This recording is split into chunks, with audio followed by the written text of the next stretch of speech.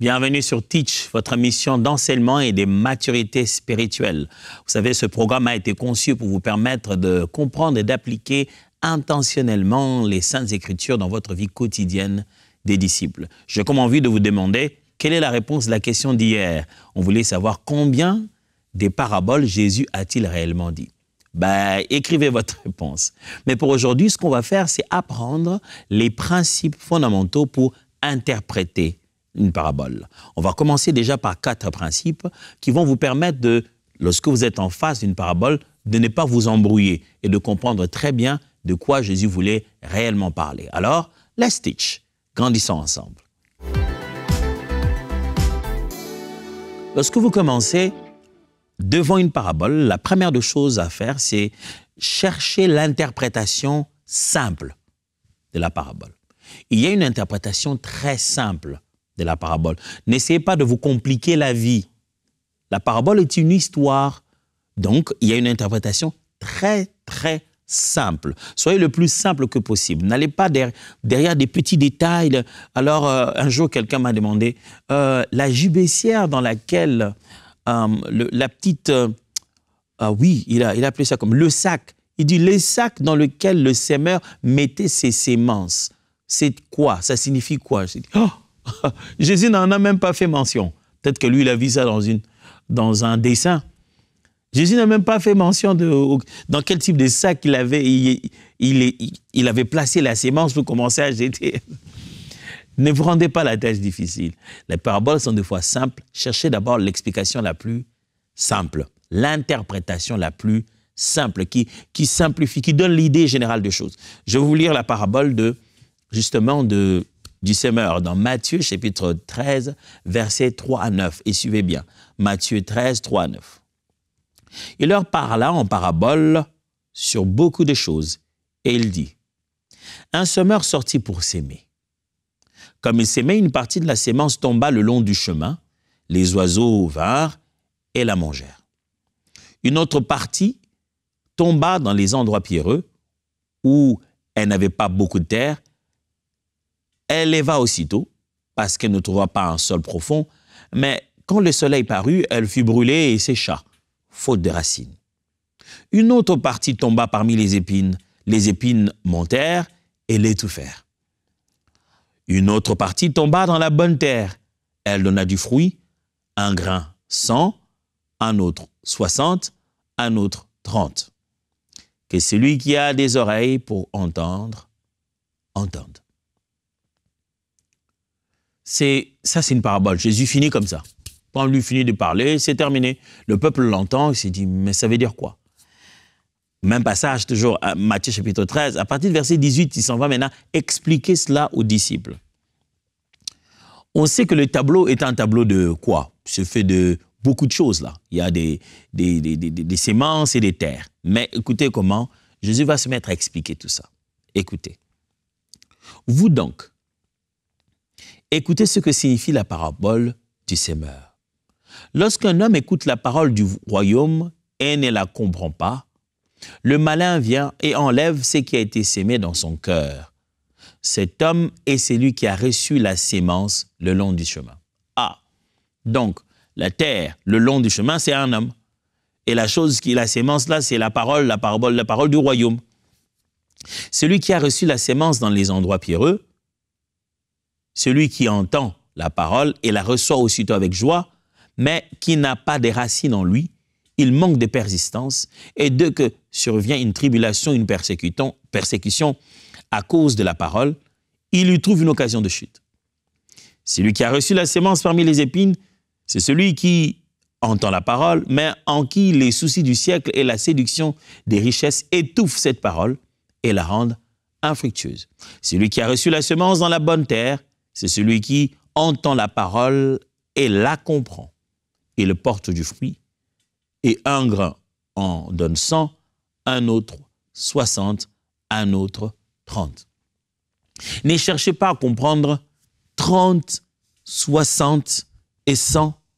Ce sont des chiffres. Non, c'est très simple. Jésus est en train d'expliquer lui-même sa propre parabole, mais il ne remplace pas 60 par autre chose. Il ne remplace pas 100 par autre chose. Il ne remplace pas 30 par autre chose. C'est juste une façon de démontrer que chacun a eu des résultats différents à des niveaux différents. La parabole est d'abord fondamentalement simple. Ne cherchez pas trop spiritualiser les choses. Cherchez d'abord l'explication la plus simple. Deuxième chose, si vous voulez interpréter une parabole, étudiez le contexte immédiat de la parabole. Étudiez le contexte immédiat, c'est-à-dire qu'est-ce qui a poussé Jésus à dire cette parabole, ce qu'on appelle un contexte immédiat. La plupart des contextes des paraboles de Jésus sont motivés par une raison. Quelqu'un lui a posé une question, il était sur le point d'enseigner une chose, il veut ajouter ce qu'il avait dit, il veut amplifier une idée. Il y a généralement un contexte immédiat. Qu'est-ce qui a poussé Jésus à dire cette parabole? Cette parabole succède quoi ou cette parabole précède quoi? Qu'est-ce que Jésus se préparait à enseigner à travers la parabole? Ou qu'est-ce que Jésus renforçait comme enseignement à travers la parabole? Ou pourquoi Jésus a utilisé cette parabole pour répondre à quelle question il est en train de répondre? Et c'est aussi une façon de dire, Jésus ici, il est en train de parler à qui en réalité? Qui sont ses premiers interlocuteurs? Si vous savez, le contexte ici, ça veut aussi dire à qui Jésus parle. Quand il lance cette parabole, c'est aux pharisiens qu'il parle, c'est aux sadducéens, aux scribes, c'est au peuple qu'il est en train de parler. C'est ça ce qu'on appelle le contexte immédiat ici. Je vous donne un texte, Luc chapitre 15, versets 1 à 7. Luc 15, 1 à 7. Tous les publicains et les gens de mauvaise vie s'approchèrent de Jésus pour l'entendre. Et les pharisiens et les scribes murmuraient, disant, « Cet homme accueille des gens de mauvaise vie et mange avec eux. » Mais il leur dit cette parabole. Voyez? Dans quel contexte Jésus va dire cette parabole? Le contexte où, puisque Jésus fréquente des personnes qui sont connues dans la société comme étant de mauvaise vie, de qui on parle, publicains et gens de mauvaise vie. Alors, entre nous, vers qui devons-nous aller pour apporter la bonne nouvelle si ce n'est pas de gens de mauvaise vie? Jésus donc est avec des publicains, des gens de mauvaise vie pour leur apporter la bonne nouvelle, et les pharisiens, les scribes qui, eux, considérant ayant une bonne nouvelle, s'est dit, si cet homme est un enseignant de la vérité, il ne doit pas être avec eux. Ils murmuraient. Et la Bible dit, mais il leur dit cette parabole. Jésus veut maintenant expliquer ça. Il veut s'exprimer dans cette circonstance. Mais il leur dit cette parabole. Quel homme d'entre vous, s'il a 100 brebis et qu'il en perde une, ne laisse les 99 autres dans le désert pour aller après celle qui est perdue, jusqu'à ce qu'il la retrouve. Lorsqu'il l'a retrouvée, il la met avec joie sur ses épaules. Et de retour à la maison, il appelle ses amis et ses voisins, leur dit, « Réjouissez-vous avec moi, car je retrouvais ma brebis qui était perdue. » De même, je vous l'ai dit, il y aura plus de joie dans le ciel pour un seul pécheur qui se répand que pour 99 justes qui n'ont pas besoin de repentance. Bizarre, hein? Jésus dit dans cette parabole quelque chose de très frappant. Alors de très frappant. Il ne dit pas lequel de vous, s'il a des brebis à la maison, ne va-t-il pas aller chercher un chacal qu'il a perdu? Non. Il dit, pour le Père, ceux qui sont à la maison, ce que j'ai maintenant et ceux qui sont perdus sont tous des brebis. Vous voyez ce que ça veut dire? Pour le berger, il s'agit de brebis. Nous, de fond, nous, on a donné notre vie au Seigneur. Ceux-là ne sont pas... Mais pour le Créateur, il s'agit de toute sa création. Il s'agit de ses enfants. Si ces brebis-là ne vivent pas finalement dans la bergerie, c'est parce qu'ils ont refusé de rentrer. Mais le Père le voit comme des brebis qu'il faut récupérer. Et Jésus dit, lequel de vous ne va pas courir pour sa brebis? Il ne regarde même pas les 99 autres. Et quand il a récupéré celle-là, il appelle les voisins et dit, voilà, j'ai récupéré ma brebis. Le contexte dans lequel Jésus donne cette parabole, c'est le contexte où il est en train d'expliquer aux pharisiens, aux scribes, que ceux que eux ils appellent des gens de mauvaise vie et des publicains sont de brebis qu'il faut aller chercher là où ils sont. Et lorsqu'on le ramène à la maison, il y a une grande joie à la maison. Je suis donc en train de chercher. Je ne suis plus à l'intérieur de la maison là-bas avec les brebis en sécurité. Je suis sorti pour aller chercher ceux qui sont perdus. Au moment où vous me voyez avec ces gens perdus, oui, c'est parce que je suis venu chercher les perdus. Le contexte immédiat qui a fait naître cette parabole vous permet de mieux la comprendre. Vous voulez bien interpréter une parabole? Troisième chose, étudier la parabole dans tous les passages correspondants. Quand Jésus parle, vous le savez dans la Bible, que les faits de la vie et du message de Jésus sont racontés de 4 manières, par 4 personnes différentes. On parle de Matthieu, on parle de Marc, on parle de Luc, on parle de Jean, les 4 évangélistes, comme on aime l'appeler, ou les 4 évangiles. Tout en sachant que le tout premier évangile est celui d'abord de Marc, puis après quoi, les autres se mettent à écrire au fur et à mesure. Chacun d'entre eux raconte une histoire, des faits qui sont déroulés pendant ces 3 ans-là, mais avec un objectif en tête, parce qu'il veut faire une démonstration quelconque. Les faits sont les mêmes, ne sont pas tordus, mais c'est raconté d'après un angle de vue et d'après le but qu'on veut, là où on veut mettre la lumière en particulier pour cela. C'est pourquoi on a gardé dans la Bible tous les 4 qui parlent des mêmes choses, sans craindre de pouvoir faire une répétition. Dans tous les cas, ce n'est pas seulement dans le Nouveau Testament que vous trouvez des types de répétitions, vous le trouvez aussi dans l'Ancien Testament. Un roi, 2 rois, un chronique, 2 chroniques, etc. se racontent les mêmes histoires que Néhémie. Des fois, ils ont les mots exactement pareils. Alors, en fait, dans ces évangiles, Jésus-Christ, en train de parler des paraboles. Ces mêmes paraboles sont racontées dans différents évangiles. Il est bon, avant de pouvoir résumer et de déterminer en fin de compte l'interprétation de cette parabole, de vérifier si elle n'est pas aussi racontée ailleurs, dans un autre évangile, avant que vous puissiez y donner qu'une seule signification.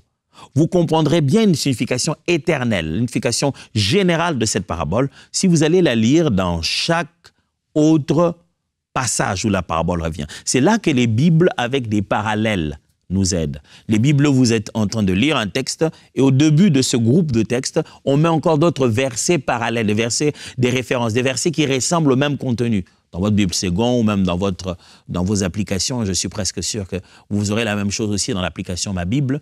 Donc, vous êtes en train de lire une section et il y a une référence qui vous dit que la même section que vous lisiez se trouve aussi quelque part d'autre dans un autre évangile. Par exemple, dans le cas qui est le nôtre, Matthieu chapitre 13 que nous avons lu à partir du verset 18 à 23, Jésus en train d'expliquer la parabole. Vous retrouvez les mêmes choses dans Marc chapitre 4, versets 14 à 20. Vous retrouvez les mêmes choses dans Luc chapitre 8, versets 11 à 15. Je répète, Matthieu 13, 18 à 23, Marc 4, 14 à 20, Luc 8, 11, 15. C'est juste pour vous donner de l'exercice tout de suite là, si vous voulez bien vérifier ce contenu-là. Alors donc, si vous voulez interpréter une parabole, il est sage de vérifier si cette parabole-là se trouve aussi répétée ou dite encore dans les autres évangiles. Petite astuce, vous trouverez souvent les paraboles de Jésus être répétées dans les 3 premiers évangiles qu'on appelle les évangiles synoptiques. L'évangile de Jean, vous trouverez très rarement des paraboles pareilles que ceux qui sont racontés dans les autres évangiles. Donc, étudiez la parabole dans tous les passages correspondants. Lisez ça dans les autres passages aussi. Prenez un petit temps, faites cet exercice, lisez dans les autres passages. Alors, dernière chose, si vous voulez comprendre les paraboles, maîtriser très bien les paraboles, étudiez le contexte culturel de la parabole. Étudiez le contexte culturel de la parabole. Je vais lire pour vous une parabole ici, et on va ensemble en découdre un peu ce qui va en sortir. Matthieu chapitre 21 cette fois-ci. Matthieu 21, du 1er au 14e verset, restez avec moi. Matthieu 21, lisons ensemble. Jésus, prenant la parole, leur parla de nouveau en parabole. Et il dit, le royaume des cieux est semblable à un roi qui fit des noces pour son fils. Il envoya ses serviteurs appeler ceux qui étaient invités aux noces. Mais ils ne voulurent pas venir. Faisons un résumé jusqu'ici. Un roi, le royaume des cieux, n'oubliez pas, c'est le royaume des cieux, le titre, c'est le royaume des cieux qu'on étudie. Et on dit que le royaume des cieux est semblable à qui? À un roi qui donne des noces pour qui? Pour son fils. On a déjà deux personnages, le roi et le fils. Et c'est les noces qu'on est en train de donner. Et il a envoyé appeler donc des invités pour les noces, mais ils ne voulurent pas venir. Donc, je répète, Jésus prenant la parole leur parla de nouveau en parabole et dit, le royaume des cieux est semblable à un roi qui fit des noces pour son fils. Il envoya ses serviteurs appeler ceux qui étaient invités aux noces, mais ils ne voulurent pas venir. Donc, on a maintenant le roi, le fils, les serviteurs et les invités. Mais ils ne voulurent pas venir. Suite. Il envoya encore d'autres serviteurs en disant, dites aux conviés, voici j'ai préparé mon festin, mes bœufs, mes bêtes grasses sont tuées, tout est prêt, venez aux noces. Maintenant, deuxième catégorie des serviteurs sont partis et on insiste pour faire venir les conviés. Mais, sans s'inquiéter de l'invitation, ils s'en allèrent. Celui-ci a son champ, celui-là a son trafic. Regardez bien, les invités ne viennent pas à la fête et ils continuent leur vie d'habitude. Et les autres se saisirent des serviteurs, les outragèrent et les tuèrent. Voilà, les serviteurs sont morts. Le roi fut irrité. Il envoya ses troupes, fit périr le meurtrier et brûla leur ville. Alors, il dit à ses serviteurs, les noces sont prêtes, mais les conviés n'en étaient pas dignes. Vous voyez? Souvenez-vous, ce n'est pas que les conviés ont juste refusé et ont saboté. Ils se rendent compte qu'ils n'en étaient pas dignes. Allez donc dans les carrefours, voyez, les carrefours, et appelez aux noces tous ceux que vous trouverez. Les carrefours, les places bouillantes où il y a beaucoup de gens, c'est là-bas qu'on est censé aller. C'est là-bas que se fait l'évangélisation. Quand on rassemble des troupes, ce n'est pas par plaisir de foule, c'est le but. On est en train de chercher là où on va trouver des gens en nombre. Allez donc dans les carrefours et appelez aux noces tout ce que vous trouverez. Tout ce que vous trouverez.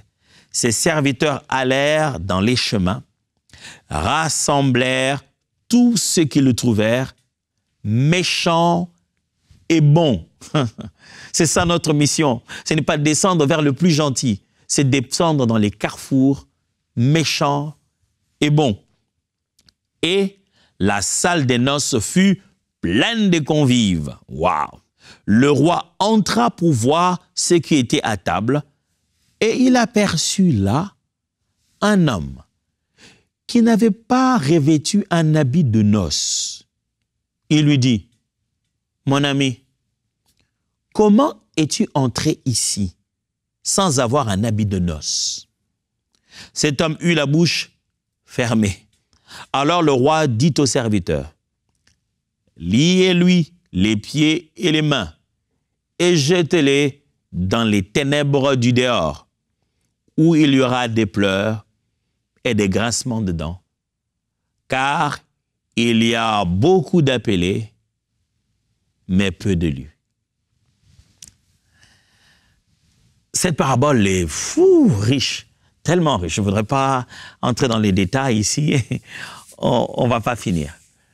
Mais la raison pour laquelle je lis cette parabole, c'est pour démontrer le point selon lequel, lorsque vous lisez le parabole, vous devez tenir compte du contexte culturel. Résumé, on a un roi qui a organisé une fête pour son fils.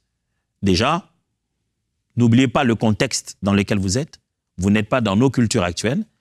dans la Bible et dans la culture biblique, c'est aux parents d'organiser une fête pour les enfants, de le marier leurs enfants. C'était de l'honneur. Très peu de cultures le font encore aujourd'hui, mais l'honneur parental consistait à organiser cette noce ces noces pour les enfants. Donc, ici, il s'agit d'un roi, c'est-à-dire celui le propriétaire de la nation, et qui organise donc la fête pour son fils. Son fils. Et qu'est-ce qui se passe? Il demande à ce qu'on ait appelé les convives qui étaient appelés. Il y avait déjà des convives, il y avait déjà, je vais presque dire, des gens qui avaient l'invitation, les invités, ceux qui devaient venir, qui étaient connus d'avance, ceux qu'on avait déjà dit, vous viendrez. On va les appeler, on leur dit, c'est bon, on a tué le veau, tout est prêt, venez. On a envoyé des serviteurs. Premier loup, il dit, non, on ne va pas venir. On envoie un deuxième lot de serviteurs, on dit, mais écoutez, le roi dit que tout est prêt, venez. Non seulement que les gens ne font pas cas de tout ça, chacun s'occupe de ce qu'il veut, mais en même temps, d'autres prennent le courage d'attaquer les serviteurs et de les tuer. Ça montre clairement que non seulement qu'ils ne veulent pas venir, mais ils sont contre. Ils tuent les serviteurs envoyés par le roi. Oh, le roi s'énerve. Il dit non. Il envoie son équipe. L'équipe descend, son armée descend, il tue ce meurtrier qui a tué ses serviteurs et il brûle la ville. Mais le roi n'a pas fini son projet. Son projet, c'est de faire une fête pour son fils. Alors, il dit encore une autre catégorie des serviteurs. Il dit, vous maintenant, allez. Allez là-bas. Allez dans les carrefours. Il leur dit où aller cette fois-ci. Les endroits où vous trouverez beaucoup de gens, dans les lieux publics, dans les marchés, dans les coins où les gens viennent en grand nombre. Oh, Seigneur. Rien qu'à parler de ça, ça fait mal au cœur. Quand je regarde où nous allons maintenant, il n'a pas dit « allez là où tout le monde sera calme ». Il dit « allez là où vous trouverez drogués, commerçants ». La Bible précise, il dit « là où vous trouverez bons et mauvais ». Allez là-bas, allez. Et ramenez des convives ici pour moi. Les serviteurs, la Bible dit, sont partis et ils ont ramené. Et la maison, la fête était pleine, remplie. Vient un moment en particulier où le roi, justement, passe. Il vient vérifier et il voit qu'il y a quelqu'un là-dedans, mais qui n'a pas les habits qu'il faut. Il n'est pas habillé comme il se doit. Et puis il dit, mon ami, comment tu es ici? Comment tu es? Écoute ce que la Bible appelle. J'aime bien comment le roi l'appelle. Hein. Le roi, il aurait pu l'appeler, monsieur, oh vous, sujet. Il a dit, mon ami, comment êtes-vous entré ici? Et la Bible dit que cette personne a resté la bouche fermée. Mon ami, comment êtes-vous entré ici sans avoir un habit de noces? Cet homme eut la bouche fermée. Donc, elle n'avait pas d'argument, elle ne savait pas quoi dire. Alors, le roi ordonne qu'on le prenne, qu'on les lie et qu'on le jette dehors. Et on précise ce qui va se passer dehors. Il y a des grincements de dents et des pleurs. Jésus conclut maintenant. Il dit, car il y a beaucoup d'appelés, mais peu de lieux. Appelés, on a commencé à appeler depuis longtemps. Premier lot de serviteurs ont appelé, deuxième lot de serviteurs ont appelé. Finalement, ceux-là, on les a même brûlés, on les a rejetés. On a dit maintenant, plus question de ceux que j'avais choisis avant, quiconque.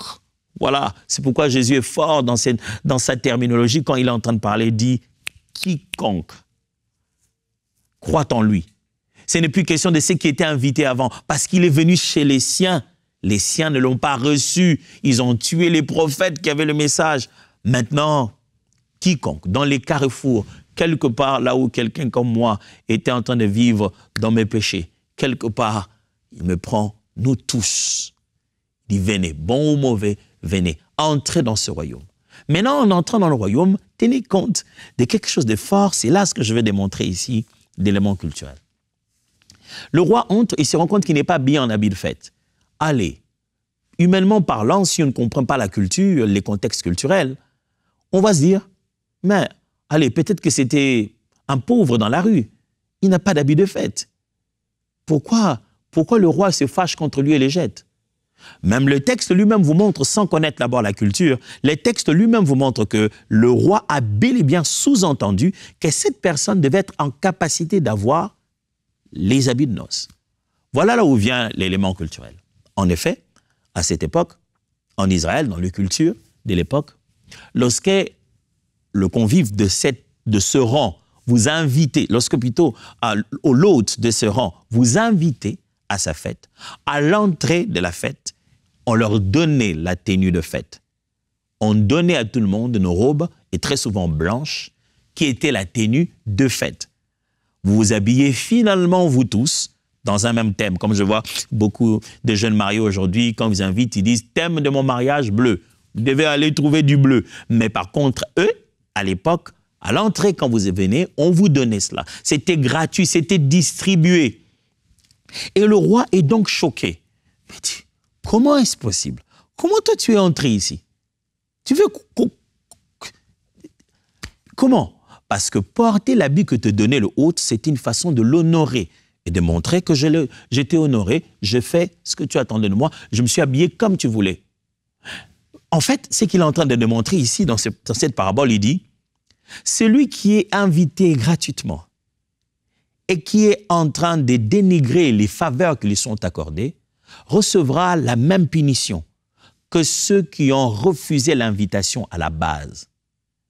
Ceux qui ne sont pas venus et celui qui est entré sans avoir respecté ce qui lui a été donné, les deux-là vont subir la même chose. Ça veut dire que vous, à qui la parole a été annoncée, vous êtes entrés dans le royaume de Dieu, vous êtes entrés dans le royaume de Christ, vous fréquentez l'église, vous continuez à aller, mais l'habit de grâce et de sanctification vous a été donné. Vous avez refusé de vous revêtir de Christ, de vous revêtir de l'homme nouveau. Quand Dieu fait un tour dans son royaume, il regarde. Sachez-le que le dernier jour, le moment de la fête, quand le royaume qui est viendra, parce que c'est ça la réalité du royaume de Dieu, il est et il arrive. C'est pourquoi la fête se passe au même moment. Au même moment, la personne est déjà à l'intérieur de la fête et on la fait sortir. C'est pour dire que nous sommes déjà dans ce royaume, nous sommes déjà à l'intérieur et en même temps vient la grande rétribution. Et on dit qu'on le fait sortir et puis maintenant il est dehors là où il y a grincement dedans, ainsi de suite. Remarquez que si vous n'aviez pas compris qu'à leur époque, on donnait déjà l'habit à l'entrée, vous allez vous dire pourquoi on a condamné cette personne. C'est simplement parce que cette personne a cru qu'elle pouvait le faire sans respecter les principes. Puisqu'elle a abusé de la grâce du roi. 1, tu n'étais pas invité. 2, on t'a pris n'importe où. 3, par-dessus tout, on t'a donné l'opportunité de faire le minimum, de respecter le roi, en portant un habit qui t'a donné gratuitement. Et ça, tu vas refuser une telle faveur. Cette parabole est très forte. Que Dieu nous aide à réellement prendre au sérieux la grâce qui nous a été accordée. Et j'espère que ces 4 premiers principes vous ont déjà aidé. Demain, on va en continuer, on va en apprendre 3 autres. Ça va devenir bien et fantastique de lire justement les proverbes, plutôt les paraboles. Alors, voyons-nous demain et que Dieu vous bénisse.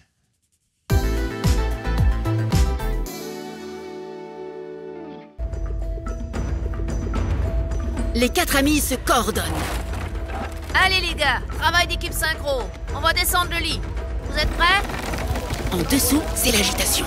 Quel culot ceux-là! Non mais quel manque d'éducation! Plutôt mal poli, ouais. Pire que des cambrioleurs! Ils vont tout casser! Et qui va payer les réparations? On aura tout vu! Au milieu du brouhaha, Jésus, lui, reste calme. Il n'a clairement pas les mêmes préoccupations que la foule. Suspense. Tout le monde attend qu'il parle.